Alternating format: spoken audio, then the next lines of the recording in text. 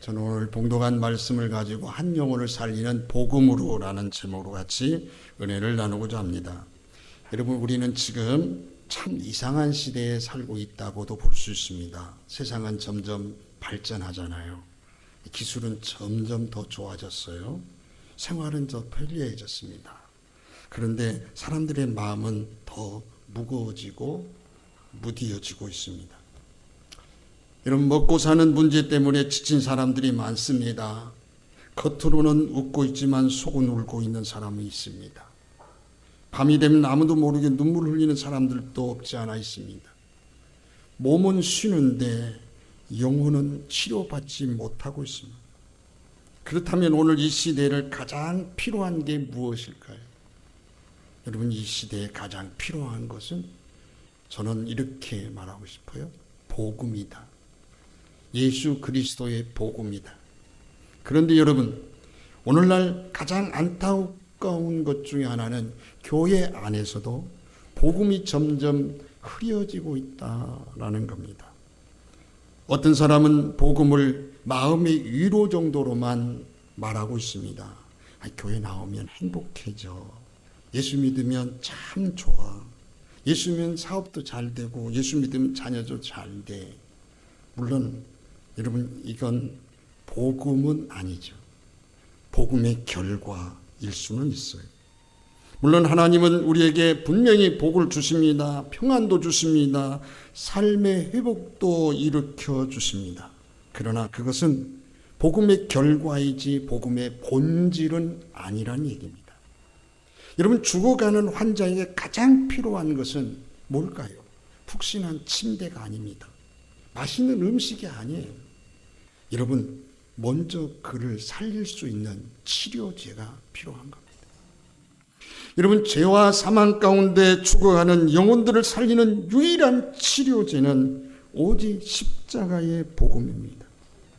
그래서 여러분, 우리는 오늘 이 시간 정말 하나님의 사람들을 살리는 복음이 무엇인지, 그리고 그 복음을 어떻게 쉽게 분명하게 전할 수 있는지, 그 부분을 오늘 같이 말씀 가운데 나누려고 합니다. 여러분, 복음의 시작은 뭘까요? 사랑입니다. 요한복음 3장 16절 이렇게 말하고 있어요. 하나님이 세상을 이처럼 사랑하사 뭘 주죠? 독생자를 주셨습니다. 여러분, 이 말씀에서 보여주는 것은 뭐냐면 복음의 출발은 정죄가 아닙니다. 사랑이라고 하는 거예요. 예수님은 언제나 사랑으로 먼저 다가오셨어요. 가늠하다 잡힌 여인을 보십시오.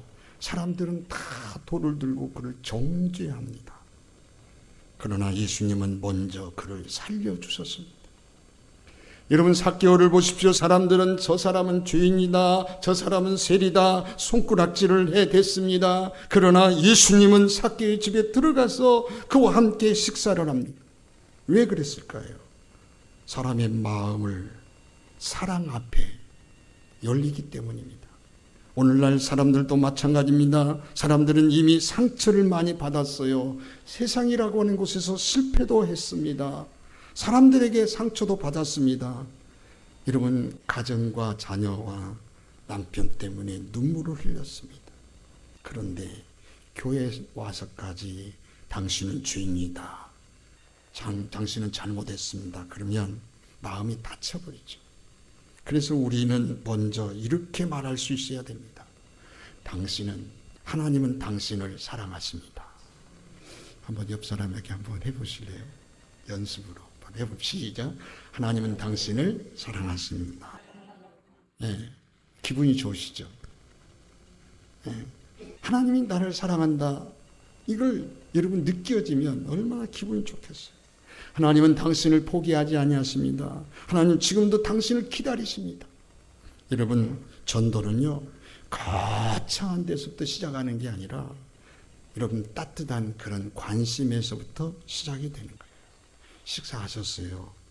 많이 힘드시죠? 제가 기도하고 있습니다. 기도하겠습니다. 여러분, 이런 말 한마디가 복음의 문을 여는 겁니다. 여러분, 사람은요, 사랑을 받을 때 살아나는 거예요. 복음은 차가운 종교의 이론이 아닙니다. 하나님의 사랑인 줄 믿습니다. 그러나 인간에게는 여러분 복음을 받아들일 수 없는 닫혀진 문이 있어요. 그게 뭐냐면 죄입니다. 죄가 문제이거든요. 그런데 여러분 사랑만 이야기하면 복음은 반쪽만 되는 거예요. 왜냐하면 예수님께서 왜 이 땅에 오셔야 했을까요? 그 이유는 바로 우리의 죄 때문입니다. 로마서 3장 23절 모든 사람이 죄를 범하였음에 하나님의 영광에 이르지 못하더니 그랬어요. 여러분 좋은 소식인 이 복음을 전하는데 왜 이 나쁜 소식을 꼭 전해야만 하는가? 안타깝잖아요. 그렇지만 전하지 않을 수 없어요. 예를 들어 봅시다. 지금 자신이 환자라는 사실을 인정하지 않는 사람이 의사에게 찾아갈 이유가 없잖아요. 자신이 몸에 빠져 죽어가고 있다는 사실을 모르는 사람이 어떻게 구조대의 밧줄을 붙잡을 수가 있겠습니까? 세상은요, 죄를 단순히 도덕적인 윤리규범을 어긴 것이나 법을 어긴 어떤 범죄 정도로 생각하는 게 아닙니다. 여러분, 그러나 성경에 말하는 여러분 죄의 본질을 보십시오. 죄를 뭐라고 하냐면 관역을 빗나간 것 이렇게 이야기하고 있어요. 그래서 헬라에 보면 하말티아라는 단어입니다. 이 단어는요, 원래 궁수가 활을 탁 쏘았는데 관역에서 빗나간 상태, 이걸 죄라고 규정하고 있습니다. 여러분, 사람들은 흔히 나는 살인하지 않았습니다. 나는 도둑질하지 않았습니다. 그래서 나는 선한 사람입니다. 법 없이도 살만한 사람입니다. 그러나 하나님의 거룩한 법 앞에 서면 마음으로 미워한 거, 음욕을 품은 거, 이기적으로 살아온 모든 숨겨진 생각들, 벌거벗은 듯이 다 드러난단 말입니다. 그래서 성경이 말하는 죄는 단순한 실수가 아닙니다. 죄는 하나님 없이 살아가는 상태를 말하는 거예요. 하나님보다 돈을 더 사랑하고 살아가는 모습, 하나님보다 욕심을 따라 살아가고 있는 모습, 내가 내 삶의 주인이 되어 살아가는 이 자체가 죄라고 규정하고 있다는 얘기입니다. 로마서 6장 23절 말합니다. 죄의 싹은 사망이라고 그러죠. 여기 사망은요, 육신적인 죽음을 의미하지 않습니다. 영원한 형벌, 즉 지옥의 형벌을 말하고 있습니다. 우리가 한 영혼을 살리려면 이 불편한 진실을 타협 없이 사랑을 담아서 여러분 과감하게 전할 수 있어야 된다는 얘기입니다. 여러분, 당신과 나는 하나님의 진노 아래에 있는 죄인이며 우리 스스로 힘으로는 결코 이 죄의 문제를 해결할 영원한 죽음, 영원한 심판을 해결할 수가 없다는 사실을 철저하게 그 절망적인 상황을 깨닫게 해야 된다는 얘기입니다. 그것은 도덕적인 수양으로도 안 됩니다. 어떤 선행으로도 해결할 수가 없습니다. 종교적 열심으로도 해결할 수가 없습니다. 그 어떤 것으로도 우리 스스로 구원할 수가 없습니다. 우리는 완전히 영적 파상 선고를 받은 상태, 이것이 구원의 첫걸음이야 되는 것입니다. 여러분, 복음이 왜 기쁜 소식입니까? 먼저 내가 얼마나 절망적인 죄인인지를 알아야 복음이 얼마나 놀라운 은혜인지를 깨닫게 되는 거예요. 예를 들어 한번 보겠습니다. 암 환자에게, 그 암 환자예요. 그때 의사가 암 환자인 걸 알았어요. 암에 걸린 줄 알았어요. 그런데 아유, 선생님 괜찮아요. 아무 이상 없어요. 그건요, 그 환자를 죽이는 겁니다. 그럼 치료받지 못하는 거죠. 병을 알아야 치료받겠다고 나서는 거고, 거기에 적절한 치료제를 오늘 쓸 수 있는 겁니다. 우리 영혼도 마찬가지잖아요. 죄를 모르고 십자가도 필요 없게 되잖아요. 죄를 모르면. 내가 의인이고 내가 잘났다. 나는 참으로 선한 사람이다. 나는 죄 없이도 천국 간다. 이렇게 생각하고 살아가는 사람들이 여러분 어떻게 십자가가 필요하겠습니까? 여러분 참으로 중요한 것은요. 이제 죄를 죄라고 이야기하고 당신 죄인이라고 하는 걸 이야기해야 되는데 그 죄를 말하는 태도가 참 또 중요합니다. 어떤 사람은 상대를 공격하듯 막 복음을 전합니다. 당신은 죄인입니다. 회개 안 하면 지옥 갑니다. 이건요 무례한 거죠. 틀린 말은 아닌데 그렇게 해서는 안 된다는 거죠. 사랑 없는 진리는 칼과 같습니다. 여러분 예수님은 죄를 말씀하셨음에도 불구하고 사람을 무너뜨리지 않았어요.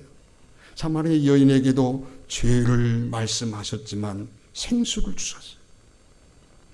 복음은요 사람을 죽이는 메시지가 아니라 살리는 메시지가 되어야 되기 때문입니다. 그런데요 죄만 알아서는 안 되잖아요.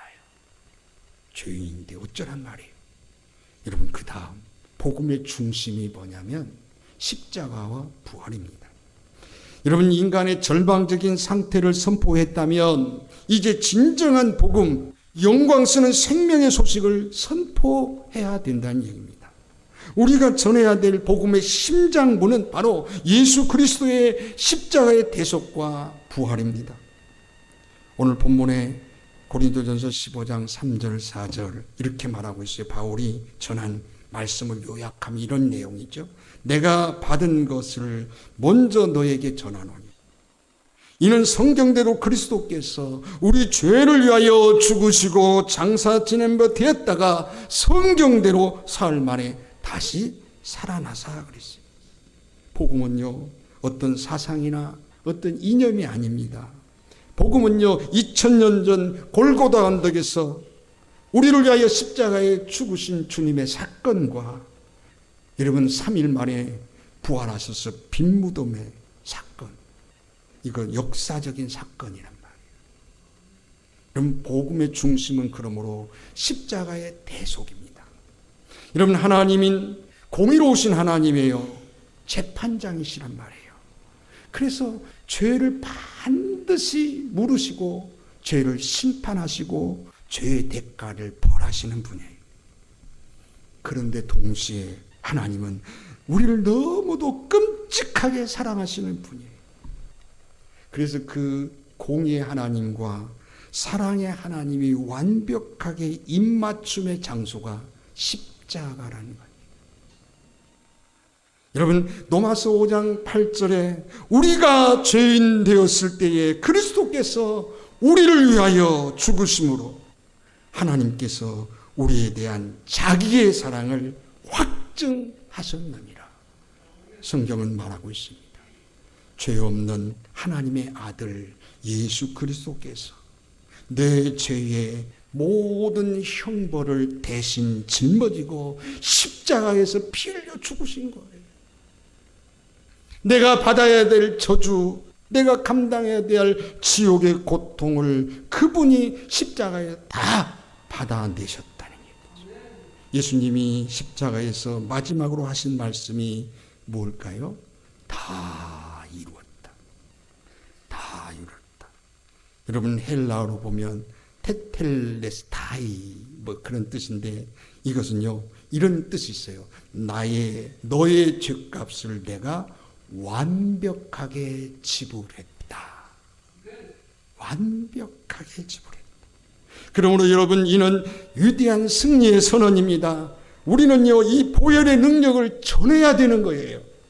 여러분 고린도전서 15장 3절에 그리스도께서 우리 죄를 위하여, 여기 우리 죄를 위하여 그랬잖아요. 여러분 이 말씀이 복음의 심장이에요. 우리를 너무너무 사랑하셔서. 여러분 예수님은 단순하게 순교하신 분이 아니에요. 힘이 없어서 여러분 끌려가서 십자가에 힘 없어서 돌아가신 게 아니에요. 저와 여러분 대신 죽으신 거예요. 내가 받아야 될 저주를 예수님이 대신 받으신 거예요. 내가 받아야 될 심판을 예수님이 다 담당하셨단 말이에요. 왜 그렇게까지 하셨습니까? 한 영혼 한 영혼을 너무 소중하게 생각했기 때문입니다. 그러므로 우리가 십자가를 볼 때마다 꼭 기억해야 될 게 있어요. 주님이 나 때문에 저렇게 저 자리에 계셨구나. 저 자리에서 처참하게 고통을 당하셨구나. 여러분, 어느 한 청년이 술과 도박으로 인생이 완전히 무너졌다고 그래요. 가정이 깨지고 빚만 남았습니다. 그 어느 날 우연찮게 교회에 와서 맨 뒤에 앉아 있다가 그날따라 목사님이 십자가의 설교를 합니다. 그 십자가를 듣다가 갑자기 울기 시작합니다. 예배 후에 목사님에게 찾아와서 말합니다. 목사님, 예수님이 정말 저 같은 사람을 위하여 십자가에 죽으셨습니까? 그날 그 청년은 마음이 무너지고 회개했습니다. 여러분, 십자가는요, 사람을 바꿔놓습니다. 십자가는 죽은 영혼을 살리는 기적이 일어납니다. 여러분, 복음은 또 뭘까요? 부활입니다. 여러분, 복음은 십자가에서 끝나지 않아요. 예수님은 3일 만에 다시 살아나는 역사를 이루었습니다. 부활이 무엇인가요? 죄와 사망이 끝났다는 선언입니다. 마귀는 끝났다고 생각했습니다. 세상은 실패했다고 생각했습니다. 그러나 무덤이 열렸습니다. 예수님이 살아났습니다. 그래서 기독교는 죽은 종교가 아닙니다. 살아계신 예수님의 복음인 줄 믿습니다. 부활이 있기 때문에 우리의 절망 속에서도 소망을 가지는 거예요. 죽음 앞에서도 담대할 수 있는 겁니다. 예수님이 십자가에서 죽으심으로 끝났다면 예수님은 위대한 순교자였고 여러분 성인으로 남았을 것입니다. 그러나 기독교의 복음은 죽음에서 머무르지 않았어요. 예수님은 성경대로 예언대로 죽은 지 사흘 만에 사망의 권세를 깨뜨리고 살아나셨습니다. 여러분, 이 부활은요, 예수님이 하나님의 아들이심을 온 우주에 선포하는 사건이고 우리의 모든 죄값이 완전히 지불되었다고 하는 증명하는 하나님의 영수증과 같은 것입니다. 여러분, 부활이 있기 때문에 우리의 죽음 앞에서도 우리는 두려워하지 않는 것이고 영원한 생명을 소망할 수가 있는 것입니다. 그러므로 여러분, 우리가 전도할 때 여러분, 이 십자가의 피 묻은 복음과 사망을 이기신 부활의 주님을 담대하게 전해야 되는 겁니다. 당신의 죄를 대신해서 예수님이 죽으셨고 당신을 살리기 위해서 예수님이 다시 살아나셨습니다. 이것이 사람의 영혼을 강타하는 복음의 다이나믹이라고 볼 수가 있습니다. 사랑하는 성도 여러분, 이런 간증 하나가 있어요. 우리 한국 교회 역사에 유명한 목사님 중에 김익두 목사님이라고 있습니다. 그는 본래 평양 거리를 주름잡던 악명 높은 깡패였습니다. 사람들은 그를 피할 정도로 난폭했고 그러던 그가 어느 날 선교사에 건네준 전도지를 받게 됐습니다. 그곳에 적힌 복음, 당신은 죄인이며 예수님은 당신의 죄를 위하여 십자가에 죽으셨습니다. 이 메시지의 굵은 글씨를 딱 보는 순간 하나님께서 그 글을 읽는 순간 성령이 역사하셔서 그의 마음을 강타했습니다. 그 깡패 김익두가 십자가, 여러분, 다 이루었다. 주님이 내 죄를 다 지불했다. 그 은혜를 경험하고 그 자리에서 꼬꾸라뜨렸습니다. 그리고 그는 그 은혜를 너무 감사하고 감격해서 자신의 부고장을 스스로 만들었어. 사람들에게 그 부고장을 돌렸다고 해요. 이전에 김익두는 죽었다. 이전에 김익두는 죽었다. 여러분 1화에 보면 진짜 조금 김익두를 아는 사람들이 이 김익두가 진짜 죽었는가 살았는가 보자. 그리고 김익두 앞에서 깐족깐족대는 거예요. 김익두가 딴 때 같으면 한 주먹거림도 안 되는데 그들이 깐족을 해도 다 그걸 받아줘. 그들이 두들겨 패도 다 그걸 맞는 거예요. 김익두는 죽었다. 이젠 예수 안에서 새 사람이 되었다라는 뜻입니다. 여러분 이후 그는 수많은 영혼들을 주님께 인도하는 유명한 부흥사가 되어져서 한국교회를 깜짝 놀라게 한 위대한 인물이 되었습니다. 이것이 여러분 다이너마이트와 같은 십자가 복음의 능력입니다. 여러분들이 이제 한 영혼을 살리기 위해서 해야 될 일 중에 하나가 이 복음을 과감하게 전하는 것. 내가 이 말을 한다고 해서 저 사람이 예수 믿을까? 구원을 받을까? 두려워하지 마세요. 복음 자체가 성령이 역사하는 능력이 있습니다. 믿고 과감하게 여러분 하나님 당신을 사랑하는데 당신과 나는 죄가 있다. 우리 죄를 위하여 예수님이 십자가에 다 담당해 죽으셨고 그리고 그것을 증명하게 부활하셨다. 그 사실을 한번 과감하게 전해보세요. 신기한 하나님의 역사가 여러분의 그 말을 듣는 사람이 그 앞에 꼬꾸라지는 역사가 일어날 것이고 주님을 영접하는 역사가 일어날 겁니다. 왜? 그 복음 자체가 능력이기 때문에 그렇습니다. 내가 능력이 있어서가 아닙니다. 내가 힘이 있어서가 아니에요. 복음 자체가 능력입니다. 여러분, 그 다음에 중요한 게 있어요. 하나님이 예수 그리스도를 통해서 구원의 길을 완벽하게 열어놓으셨지만 남은 게 꼭 하나 있어요. 그게 뭐냐? 이 놀라운 선물을 나의 것으로 받아들이는 거예요. 여러분 이제 우리가 전하는 이 복음의 진수는 바로 여러분 뭐야? 회개와 믿음으로 그 은혜를 내 것으로 만드는 거예요. 여러분 그래서 에베소서 2장 8절 9절에 이렇게 말하고 있어요. 우리 한번 다 같이 읽어볼까요? 시작.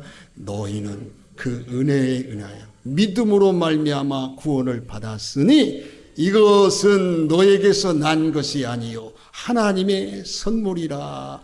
행위에서 난 것이 아니니 이는 누구든지 자랑하지 못하게 함이니라.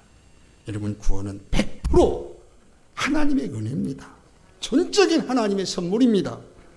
우리가 할 일은 아무것도 없어요. 그러나 이 선물로 내 것을 만들기 위해 반드시 필요한 인간적인 반응이 필요한 거예요. 반응.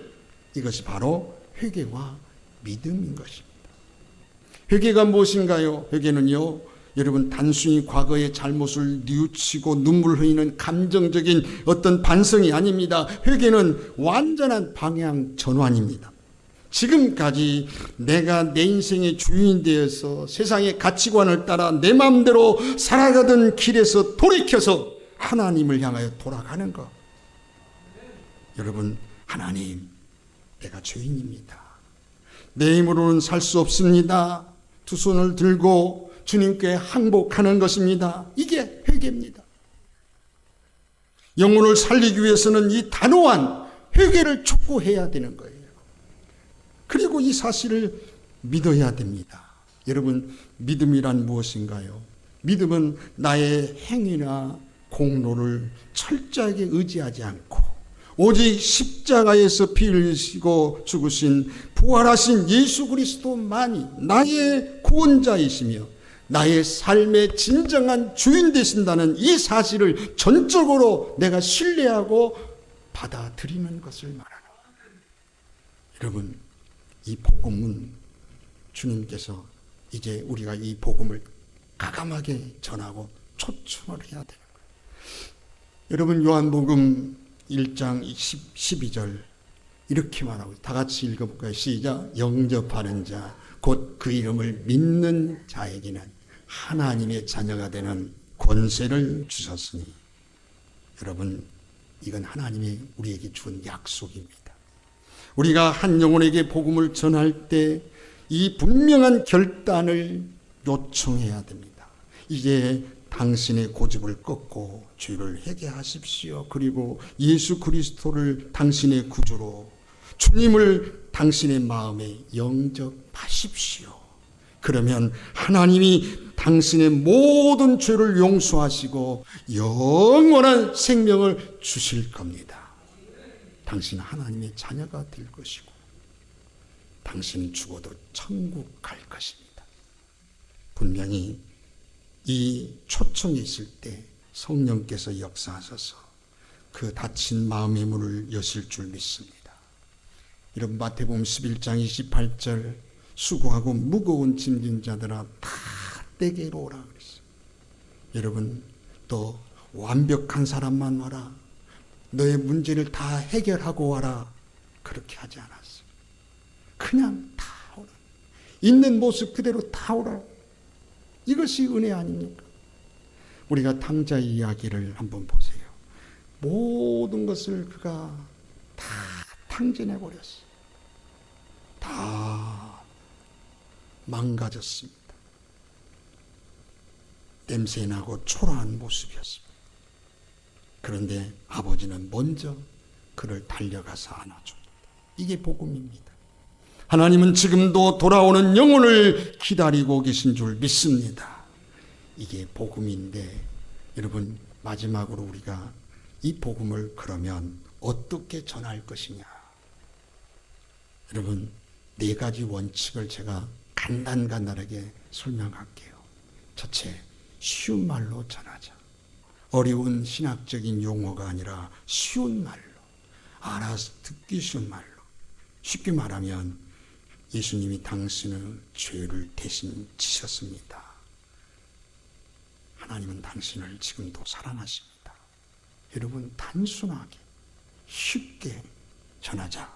두 번째, 논쟁보다 간증을 해라. 여러분, 참 복음을 전하다 보면 수없는 사람을 만나게 됩니다. 진화론 가지고 따지는 사람, 뭐 별거 가지고 다 따지고 막 이유를 대는 사람이 있습니다. 논쟁보다 간증해라. 무슨 말입니까요? 여러분, 사람은 논리보다 삶의 마음이 열리는 거거든요. 내가 예수 믿고 내 삶이 이렇게 달라졌고 내가 이렇게 변화됐다. 진짜 경험에서 우러나는 이 이야기를 할 때 힘이 들어가는 거고 생명이 들어가는 겁니다. 세 번째, 먼저 들으셔야 됩니다. 전도는 일방적인 연설이 아닙니다. 그의 상처를 듣고 눈물을 듣고 아픔을 듣고 그래야 복음이 열리는 것이요.